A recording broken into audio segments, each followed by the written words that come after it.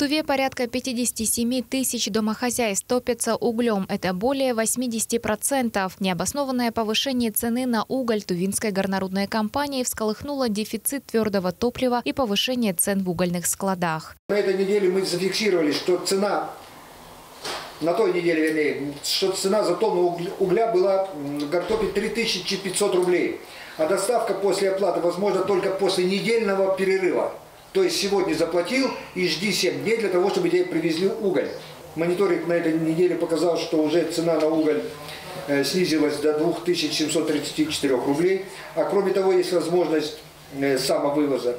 2- и 5-тонные автомашины есть в наличии. Доставка уже не в течение недели, а в течение 3 дней.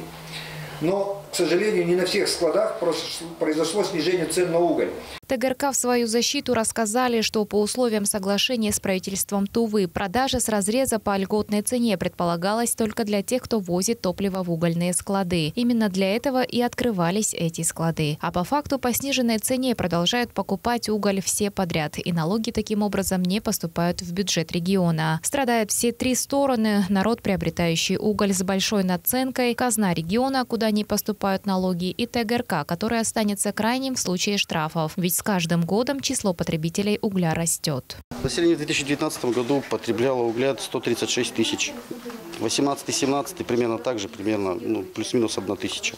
Однако по договорам это все юридические организации, включая и индивидуальных предпринимателей, приобретали угля 220 тысяч. Всего по республике шло 356, 350, 360. С 2020 года начался рост. Сначала 404, а потом 435. 500.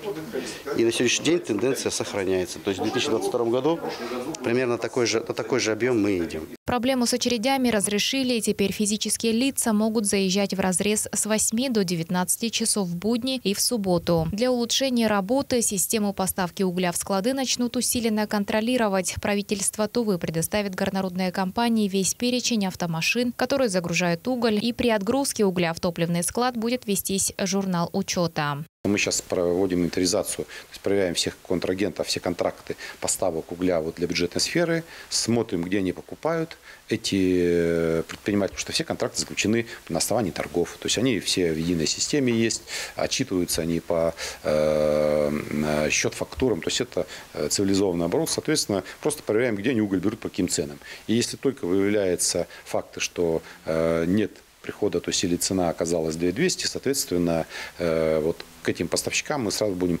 применять меры, то есть заказчики административного воздействия. Требования ТГРК – регистрация юридических лиц, как управляющих компаний и товарищества собственников жилья, обусловлено тем, что бесконтрольная продажа угля за пределы Тувы продолжается. В законодательстве нет запрета вывоза угля, что и позволяет посредникам злоупотреблять положением.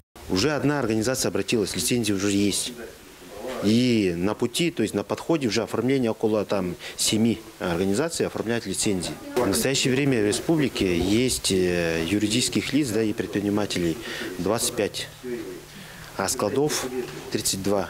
После 2-дневных переговоров горнорудная компания приняла решение предоставить основному перевозчику угля в склады районов, унитарному предприятию «Транспортный сервис» и проект оставшиеся 25 тысяч тонн лимита до конца года. У ГУП ТСП 7 складов по республике, откроется и 8-й у Каахемского разреза. Однако правительство Тувы на предложенные объемы не согласны. Общероссийский народный фронт также намерен обратиться в прокуратуру и УФАС региона. Айдана Ховлы, Шалбан Мангуша, Азамат Очур, Тува 24.